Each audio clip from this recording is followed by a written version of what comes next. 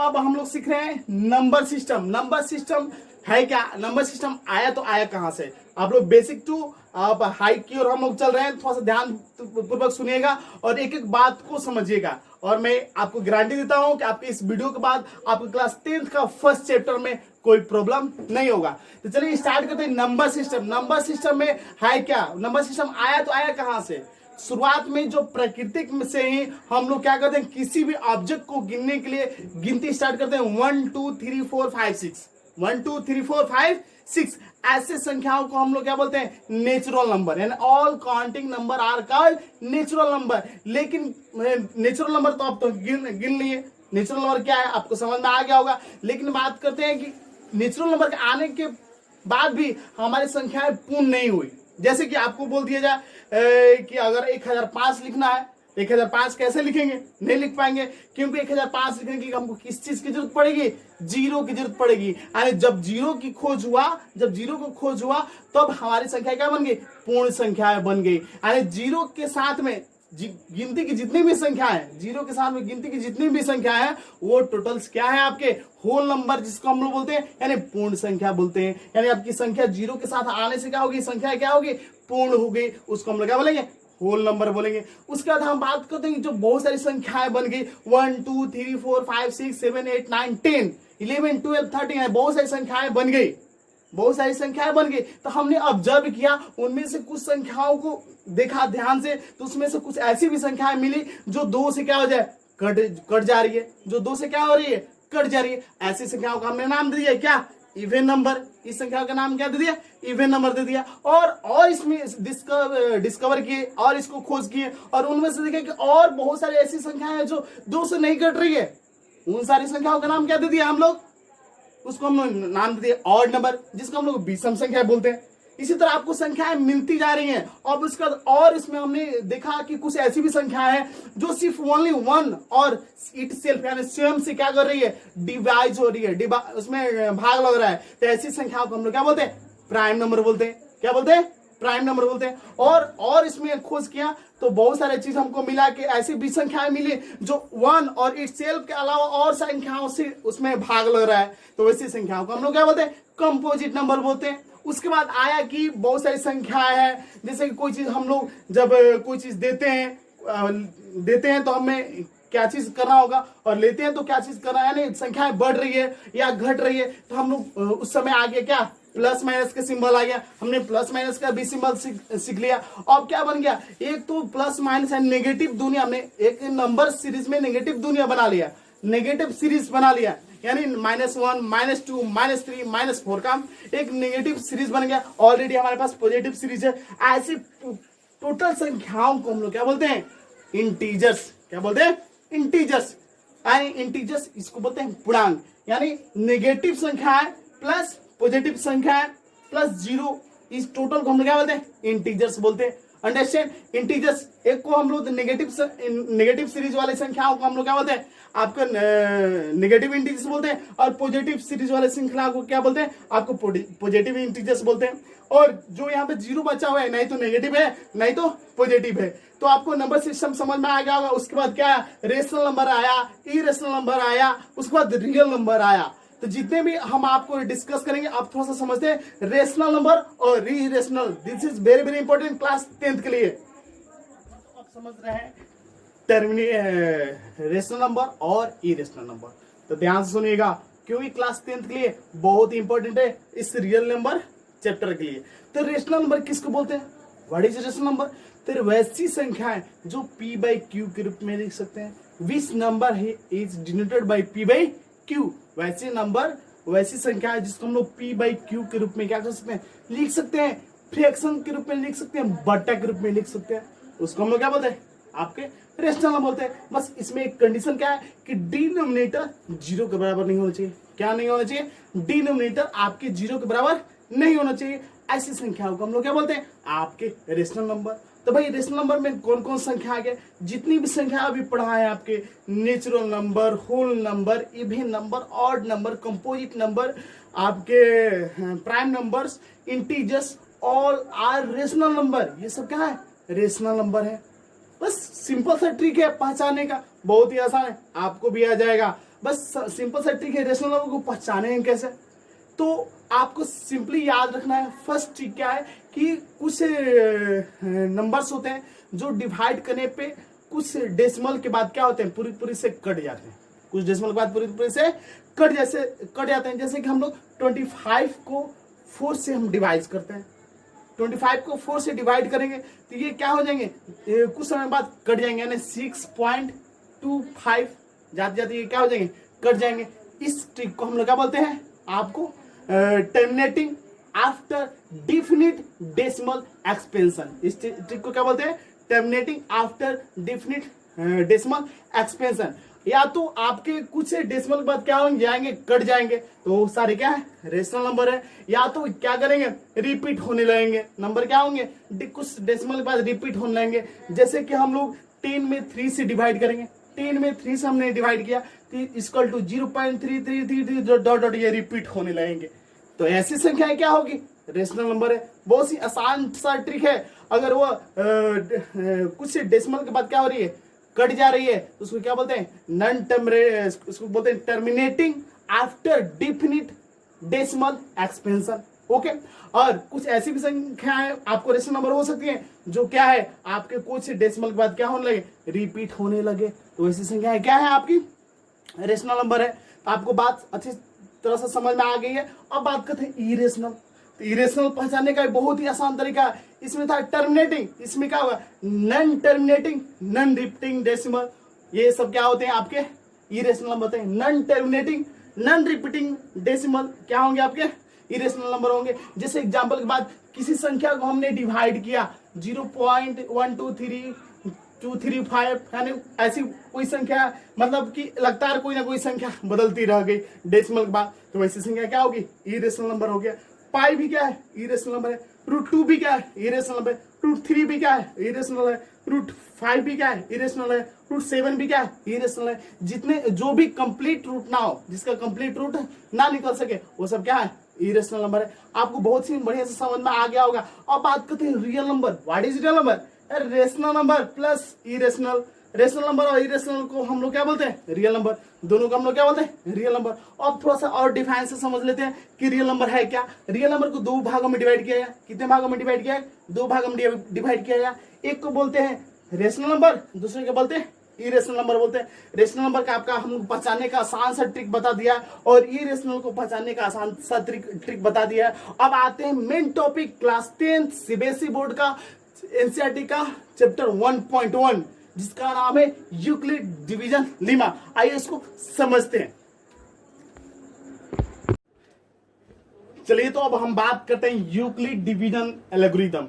तो क्लास 10 से basic board में जैसे ही फर्स्ट चैप्टर आप देंगे तो यहाँ पे लिखा हुआ मिलेगा आपको यूक्लिड डिवीजन एल्गोरिथम, और इसी एल्गोरिथम के यूज करके आपको चैप्टर 1 को क्या करना है, कंप्लीट करना है। तो सबसे पहले इसके कंसेप्ट को समझते हैं। वीडियो को पूरा देखिए और मैं गारंटी देता हूं कि आपको 100% समझ में आएगा। तो सबसे पहले तो देखेंगे यूक्लिड डिवीजन लीमा। यहाँ पे क्या लिखा हुआ है, यूक्लिड डिवीजन लीमा।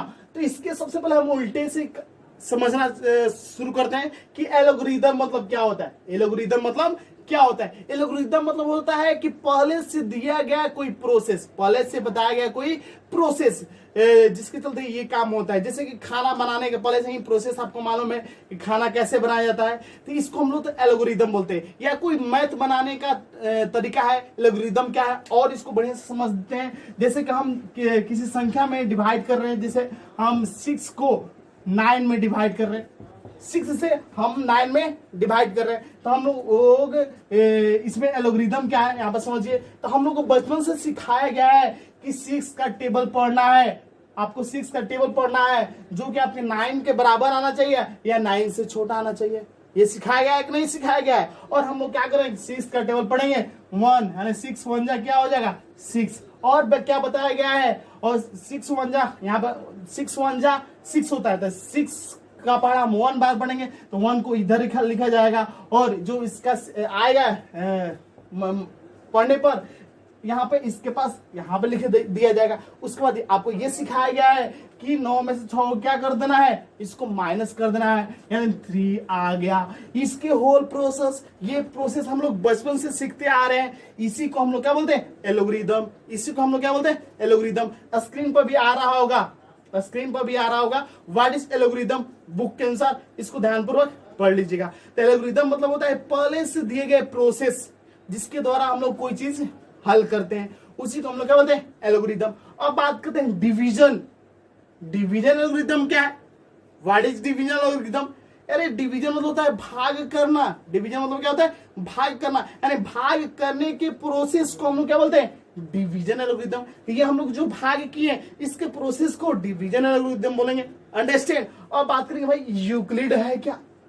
यूक्लिड तो भाई कोई भी डिवीजन एल्गोरिदम को यूक्लिड नहीं दिया था। यूक्लिड एक वैज्ञानिक का नाम है और उन्होंने इस डिवीजन एल्गोरिदम को आपको बताया, इसलिए उनके नाम पे क्या पड़ा? Euclid division algorithm. और इस एल्गोरिदम की सहायता से हम लोग पढ़ेंगे HCF of long division method, HCF of long division method. और थोड़ा सा बात जानने की जरूरत है कि व्हाट इज लीमा। आप लोग एक नया वर्ड सुने होंगे लीमा। ये लीमा क्या है?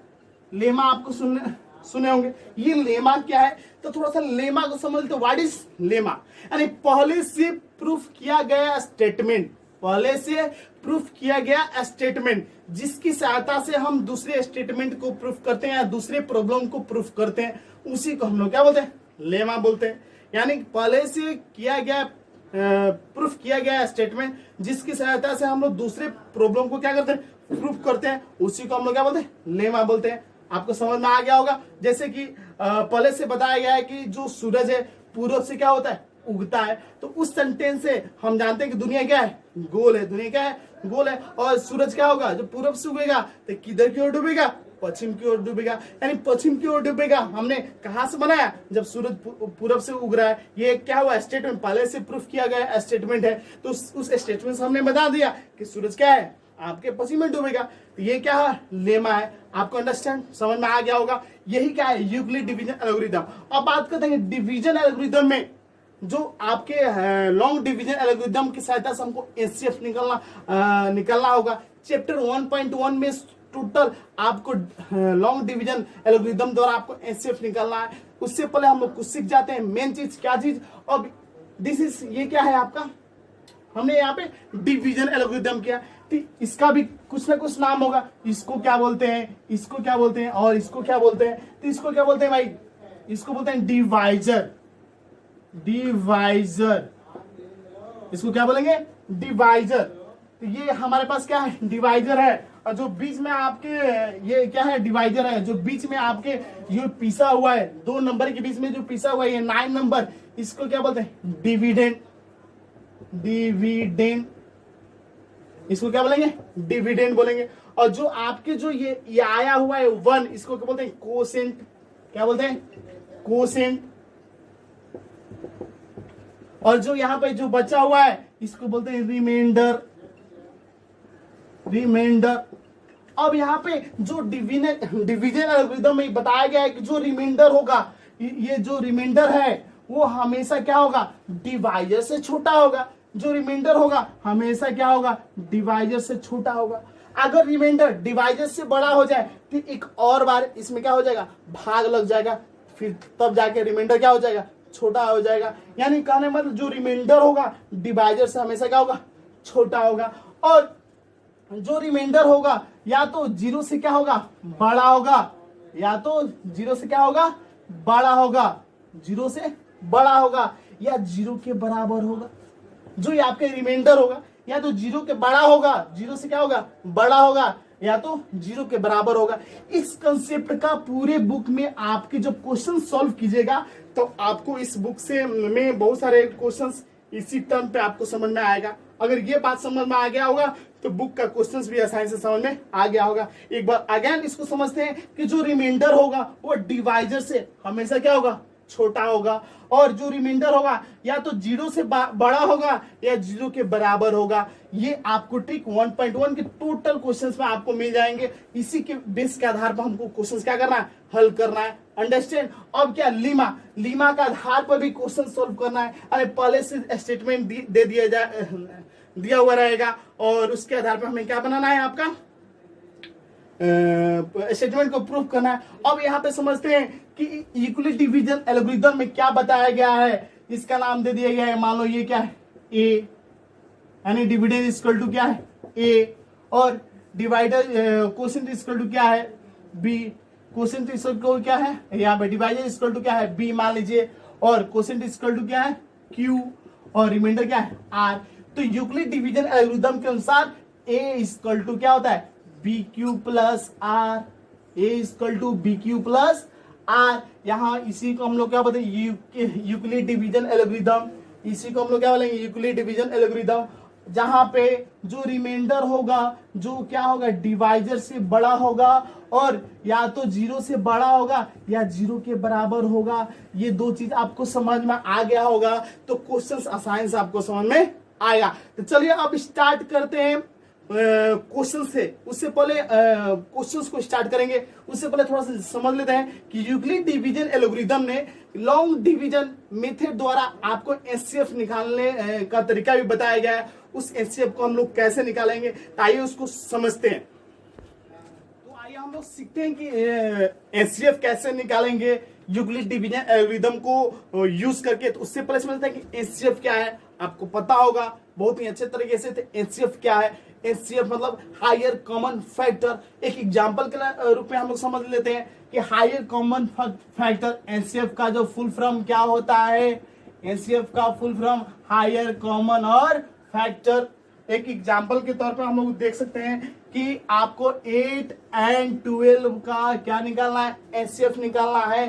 तो सबसे पहले हम लोग 8 का फैक्टर निकालेंगे, 8 का नीचे वाला काम करेंगे फैक्टर, फैक्टर मतलब क्या होता है गुणज निकाल लेंगे। जैसे 8 क्या है 1 से भी डिवाइड होगा, 2 से भी डिवाइड होगा, 4 से डिवाइड होगा और 8 से भी डिवाइड होगा।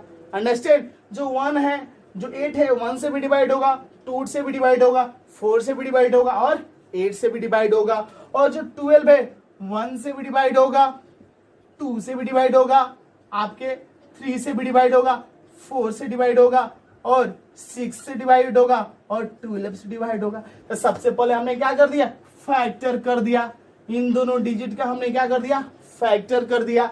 उसके बाद इसमें से कॉमन कौन कौन है कॉमन कर दिए, इन दोनों में क्या है कॉमन, क्या है कॉमन कर दिए। देखिए ये क्या है कॉमन हो गया, और उस कॉमन में कौन हाईएस्ट है कौन क्या है बड़ा है। तो ये क्या है 4 क्या है बड़ा है। तो इसका HCF of 8 and 12 will be क्या होगा विल बी 4, क्योंकि 4 क्या है हाईएस्ट है। तो अब आते हैं एक्सरसाइज 1.1 का फर्स्ट क्वेश्चन। तो आप लोग ध्यानपूर्वक देखते रहिए, आपको मैथ आसानी से समझ में आ जाएगा। मैं आपके से गारंटी लिया, आपसे प्रोमिस किया हूं कि आपको मैथ सिखा देना है। तो देखते हैं फर्स्ट क्वेश्चन एक्सरसाइज 1.1 का। तो चलिए शुरू करते हैं exercise 1.1 CBSE class 10th board का यूक्लिड डिवीजन लीमा का क्वेश्चन 1.1 का फर्स्ट क्वेश्चन दिया है कि यूज यूक्लिड डिवीजन एल्गोरिथम, यानी यूक्लिड द्वारा दिए गए डिवीजन एल्गोरिथम का यूज करके आपका एचसीएफ निकालना है। तो आपको मालूम होगा कि यूक्लिड डिवीजन एल्गोरिथम में यूक्लिड ने क्या दिया, यूक्लिड ने एचसीएफ निकालने के लिए लॉन्गेस्ट डिवीजन मेथड द्वारा एचसीएफ निकालने को सिखाया है। तो कैसे निकालते हैं फर्स्ट क्वेश्चन यहाँ पे दिया हुआ है। फर्स्ट क्वेश्चन यहाँ पे है कि 135 एंड 225 का आप यूज यूक्लिड डिवीजन एल्गोरिथम का यूज करके इसका एचसीएफ निकालिए। तो सबसे पहले जानेंगे इसमें कौन सा छोटा है, छोटा कौन है। तो छोटा जो है इसमें क्या 135 क्या है छोटा है, तो इसको क्या बना देंगे डिवाइजर बना देंगे। उसके बाद जो बड़ा होगा उसको हम लोग क्या बोलेंगे डिविडेंड बना देंगे, उसको क्या बना देंगे डिविडेंड बनाएंगे। यही तो हम बताए थे यूक्लिड डिवीजन एल्गोरिथम में, यही तो बताया गया है कि डिवीजन एल्गोरिथम में यही तो बताया गया कि जो बड़ा है उसको डिविडेंड बना दो, जो छोटा है उसको क्या बना दो डिवाइजर बना दो। अभी क्या करना है आपको पता होगा। अब हम क्या करेंगे 135 का टेबल पढ़ेंगे कि 135 के टेबल पढ़ेंगे तो आपके डिवाइजर्स जो डिविडेंड के बराबर आना चाहिए या डिविडेंड से छोटा आना चाहिए। तो आप लोग बोलेंगे सर इतना बड़ा टेबल, इतना बड़ा टेबल, अरे भाई इतना बड़ा टेबल कौन बोलता है याद करने के लिए। आप एज्यूम कीजिए कि सिर्फ 30 का टेबल पढ़िए और यहाँ पे पढ़िए 32 जगह तो कितना होता है 26 होता है, यानी 22 से क्या हो रहा है यहाँ पे 26 क्या हो जा रहा है, बड़ा हो जा रहा है। यानी इसका मतलब कि 135 को एक बार टेबल पढ़ना है। यहाँ से आप लोग अज्यूम करना सीखो, अज्यूम करना। तो 135 अब क्या करना है, अब क्या करना है, इसको क्या करना है, सब्ट्रैक्ट करना है। जैसे हम लोग सब्ट्रैक्ट करेंगे तो 5 में से 5 गए, क्या बचा 0। अब ये क्या बन गया 2, यानी इससे एक हाथ लिया 12 बन गया, 12 में से 3 गया, क्या बन गया 90। क्या बचा 90, हमारे पास रिमाइंडर बचा। यहाँ पे देखेंगे रिमाइंडर जो होगा, जो डिवाइडर से क्या छोटा है। अब ये रिमाइंडर बोलता है अरे भाई तुमने इसको नहीं काटा, तुमने इसको नहीं काटा, तो मैं अब तुमको मैं काटूंगा, बोला है तुमको मैं काटूंगा। अब इसने क्या कर दिया, ये रिमाइंडर या इस डिवाइजर को हम उठा के यहाँ पे 135 रख देंगे। अगेन हम 9 का टेबल पढ़ेंगे। 9 2 जा कितना होता है 180 होता है, नहीं जाएगा तो 1/9। अब आयन इसको माइनस करेंगे तो आपका क्या आ जाएगा, इसको माइनस कीजिएगा तो आएगा 45। क्या आएगा 45। अब ये 45 बोल रहा है अरे भाई तुमसे ये नहीं कटा था, मैं अब तुम्हें काटूंगा। और अगेन 45, 90 को हम अगेन यहाँ पे लिखेंगे तो 42 जाए कितना हो जाए 90।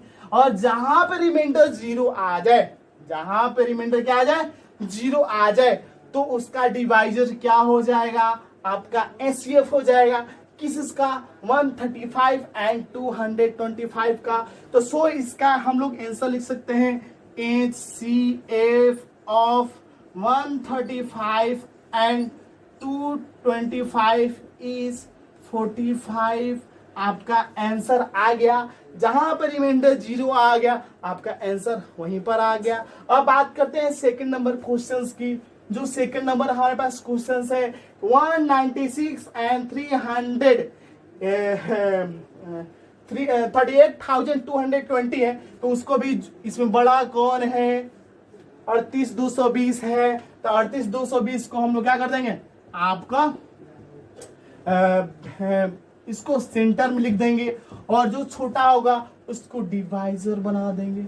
अब बोलेंगे कि सर ये तो बहुत बड़ा क्या है आपका, ये बहुत बड़ा यहाँ पे टेबल दिया हुआ है, इसको हम लोग कैसे करेंगे। तो भाई अज्यूम करना सीखो, कोई बड़ा नहीं है। आप इसको 19 का तो टेबल तो याद है, 19 का टेबल है। और यहाँ पर देखेंगे 19 दूनी 38, हाँ 38 है, लेकिन यहाँ पर 6 है। और इस डिजिट को देखेंगे 6 दूनी 12, यानी बड़ा हो जा रहा है। 196 के टेबल 2 बार पढ़ेंगे तो क्या आ जाएगा, बड़ा आ जाएगा। इसलिए 196 के टेबल 1 अपॉन पढ़ेंगे तो आएगा यहाँ पे 196। आपको मालूम है जब इसको आप घटाएंगे तो कितना आ जाएगा आपको, ये 12 हो गया, 12 में से 6 गया, कितना बचा 6 हुआ। अब उसके बाद ये क्या हो गया आपका 7, यानी इससे हासिल किया 17, 17 में से 9 गया, कितना बचा 8 बचा। अब ये क्या हुआ 2 हुआ, 2 में से 1 गया, क्या बचा 1 बचा। और हम लोग डिवीजन एल्गोरिथम में आप पढ़े होंगे, और ऊपर से हम 2 को क्या कर लेते हैं, उतार लेते हैं, यानी नीचे लेकर आ जाते हैं। अब हम टेबल पढ़ना स्टार्ट करेंगे। अब देखिए, अब अगेन इसको पढ़ेंगे कि 19 का टेबल पढ़ेंगे। यहाँ पे देखेंगे, यहाँ पे क्या है 19 10, 3 डिजिट देखेंगे। 19 10 कितना होता है 90 10 से कितना हो 190 होगा, लेकिन 186 यहाँ पे है, तो इसका मतलब उससे कम, यानी 9 बार में जाएगा। कितना बार में जाएगा 9 बार में जाएगा। तो 9 चौके 36 हासिल 4, 9 81, 4 क्या हो जाएगा 85, 81 4 क्या हो जाएगा, सॉरी 9 चौके 36 के 6 हासिल 3, और 9 81 82 83 1 84, क्या हो गया यहाँ पे 84 हो गया। सॉरी गलती हो गया, गलती हो रहा है, एक मिनट। चलिए यहाँ पे 9 54 के 4 हासिल क्या हो गया 5, 9 81 5 क्या होता है 86 के 6 हासिल 8। अब यहाँ पे 9 हो गया, 8 17, यानी 17 से क्या हुआ 64, 17 से क्या हो गया 64। और इसको हम लोग इसको सब्ट्रैक्ट कीजिए तो ये हो जाएगा 12 में से 4 गया 8। अब यहाँ पे क्या हो गया 15, 15 में से 6 गया 9, और इसका रिमाइंडर क्या हो गया 0, 98। अगेन ऊपर से क्या उतरा 0, 980। अगेन इसको देखेंगे कि ये कितना बार में कट रहा है। देखो 6 पंजा क्या होता है 30 होता है, तो अगर हम यहाँ पे 5 लिख देते हैं तो 6 5 30, हासिल क्या हुआ 3, 9 5 45, 3 कितना होता है 48, हासिल 4, और कितना हो गया 5 4 9। तो यहाँ पर कट के रिमाइंडर क्या आया 0। तो इसका मतलब एचसीएफ इसका क्या हो जाएगा, तो HCF of 196 and 38220 is आएगा 196 ही होगा, क्योंकि 196 से ये पूरी से क्या हो रहा है डिवाइड हो रहा है, इसलिए एचसीएफ क्या हो जाएगा 196 आ जाएगा। आपको समझ में आ गया होगा। और इस क्वेश्चन में इतना क्वेश्चन नहीं है, क्वेश्चन नंबर 1 में आपको 3 क्वेश्चन है। इस क्वेश्चन को आपको करना है क्योंकि हमने 2 क्वेश्चन बना दिया है, ठीक है। आप इस क्वेश्चन को करके हमारे कमेंट बॉक्स में इसका आंसर लिख सकते हो। तो चलते हैं क्वेश्चन नंबर 2 की तरफ।